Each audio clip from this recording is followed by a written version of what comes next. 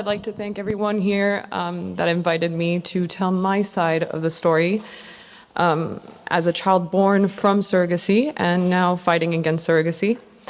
I'm grateful and extremely honored to be in such a place. This is more than I expected, and I am very emotional, I have to say. My entire story I will share with you with a lot of sincerity, a lot of humility. It's the first time I'm speaking in front of such a big group of people that are so bright, so I'm a little nervous, I have to say. But I do think that my words today are important because all too often, unfortunately, we forget the people that are the most affected by surrogacy. But these people, they never give their consent, they never have their word, and those are the children that are born from surrogacy. These children that are ripped from their mothers at birth to be sold to strangers. Kind of like cars that you order from factories that you, pick options that you may or may not like. And these children are considered just like vulgar objects and products. I am today a product of surrogacy, created, sold, bought, and I'd like to tell you my side of the story so you can understand how it affected me and why today we can't just simply regulate surrogacy. We have to abolish it purely and simply for the good of the child and, of course, for the rights of children. A child should never be the subject of such a contract, and above all, should never, ever be the subject of a transaction. So as I said, we're now going to travel back 40 years. That's when my story all started, even before my own birth. My intended parents met. My intended mother already had a son with another man. My parents had a very successful business, very, very smart people. I have to give them that. My mother was 11 years older than my father. The money was flowing. They were at the peak of their careers. And I do believe that at some point my mother kind of forgot her biological clock. And so at one point they decided to start a family, but it was a little too late. At this stage, my father was 48. My father, was 37 and my mother was 48. And my mother already had problems with infertility. According to my father, with whom I had a recent discussion, he wanted a child from his own genes. So adoption was completely out of the picture, and surrogacy to them was the only option rather than giving up on having a child. Selfish decision, I believe, but it's their story. So they looked up the United States, and more specifically Louisville, Kentucky, to find an agency that could help them find a surrogate mother. My parents first gave the agency, of course, a list of criteria concerning the woman that what she should look like. I personally was born through traditional surrogacy, not gestational surrogacy, so my surrogate mother is biologically related to me.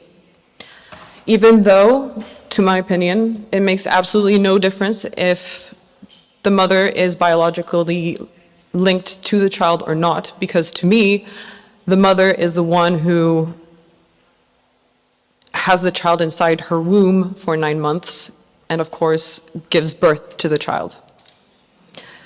About a year goes by, we're in 1991. My parents had a surrogate mother, but she wasn't holding the embryos. And so they had to be rematched with what would be my biological mother.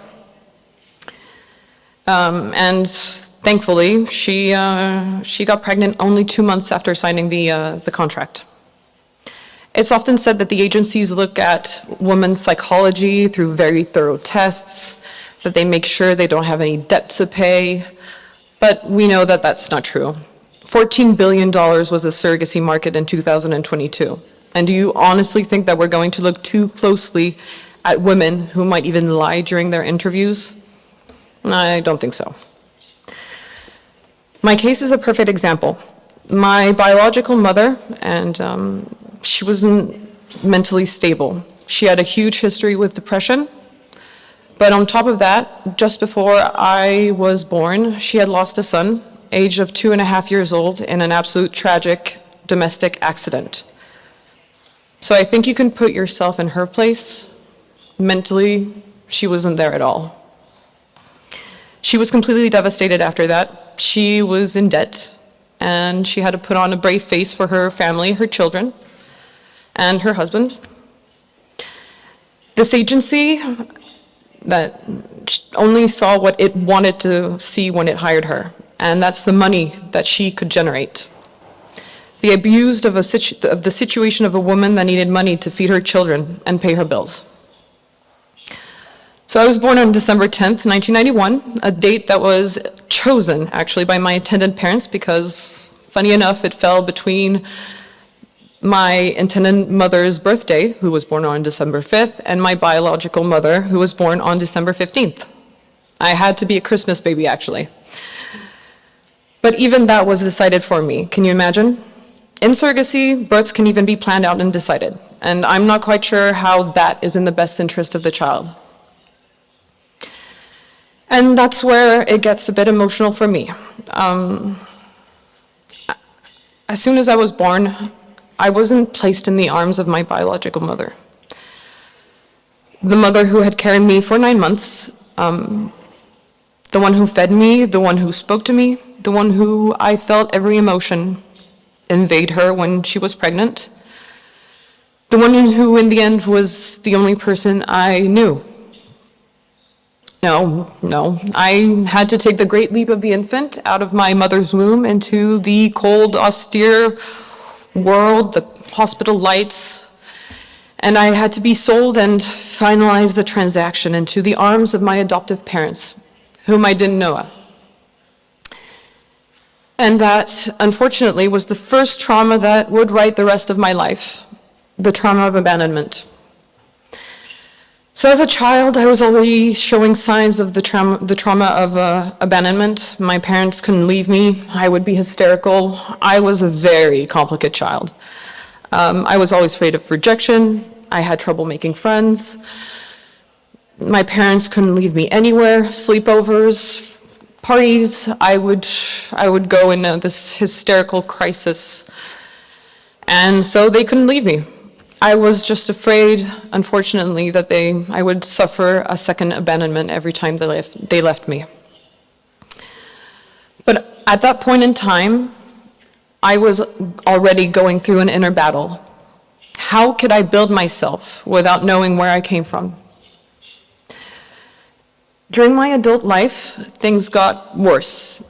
I sank into alcohol, addictions. I even was raped because I was constantly putting myself on edge. I made several suicide attempts. My life wasn't the best. I had a hard time having normal friendships. I would suffocate people because I was afraid that they would leave me. I was alone. I was very, very lonely. I sank into a lot of depressions. I'm sorry. I was also never able to find a good job. I wasn't stable. And I had a hard time finishing my studies. Then, thank God, I met my husband, who gradually helped me rebuild my life as it is today, with a lot of patience, a lot of love. He let me lash out all my emotions and understood exactly why I reacted the way I would. Today I have 3 beautiful children, but unfortunately they in turn suffer from my traumas. My daughter, my oldest, Eleanor, suffers from the trauma of abandonment, and my son Theodore, my second, suffers from the trauma of rejection. Unfortunately, they suffer in turn from my traumas because I do thoroughly believe that all of these are transgenerational. So surrogacy didn't just affect me. Thank you. Thank you. Surrogacy didn't just affect me, unfortunately. It affects my own children today. They, of course, have help. had proof of the fact that I was born from surrogacy through a DNA test when I turned 30. I'm 31 today. But that was the physical proof, because I always knew inside of me, that I didn't fit in. I had problems with my mother. I saw that I didn't connect with her. I connected with my dad a little bit more because he was biologically linked to me. But things didn't seem right. And I knew inside me something was wrong. We children, we're not stupid, you know. We're very, very smart people. And not so long ago, I was diagnosed with bipolar disease. Shouldn't shock any of you after everything I just told you. My biological mother, so my surrogate mother, she herself battles with mental issues. And I do believe I inherited that from her. But how could I know? I never had access to my medical records on her side, and everything was hidden from me. And she could have lied during the process, eventually. In fact, when I got pregnant from my first child, Eleanor, I was scared to death. I was scared to death because I didn't know what I would be passing on to my baby. Cancer, a genetic disease, mental health issues. It's mind-boggling to me to find that it's in the best interest of the child to hide all of this information from them all of their lives. Sorry. And that is a brief summary of my life. Very, very brief. I could speak for hours on my life and all the problems that surrogacy has caused me. There are always consequences. Look at me. Two people, my intended parents, 31 years ago, they made a small decision, then a bigger one, and then a more trivial one. And one decision after another, I came to the world. And on that day, I was the consequence of a small choice made by two people at a time when I didn't even exist. And this choice, it defined my entire existence. I'm a consequence, and I hope that soon it will be me who will bring about consequences to abolish the atrocity of surrogacy. But be careful, in my words, you'll never see me blaming my parents. They used a process that was just an option offered to them on a silver platter, and they didn't have the strength to resist it.